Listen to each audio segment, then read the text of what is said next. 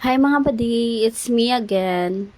Maghahanap po tayo ng mga damit at saka tent at upuan for the event. So mag-a-outing po kasi kami going to Abu Dhabi. Namimili ng damit pero wala namang pera. I think I like this one, white polo. So, nakapili na po. So, walking muna.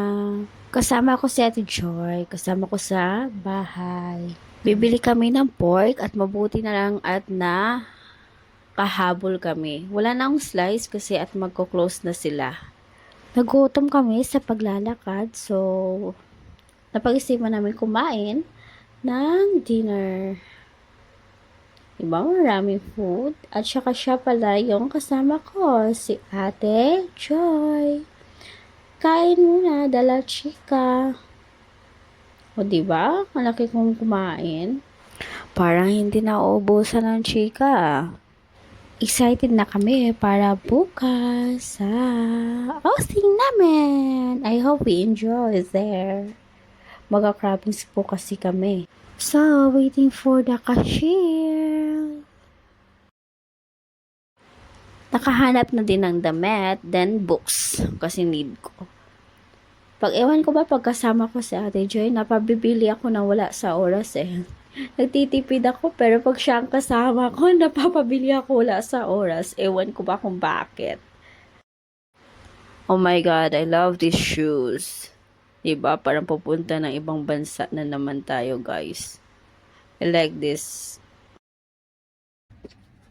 Hello. Oh, kalari kayo na. Tayo ba? Lakad mo.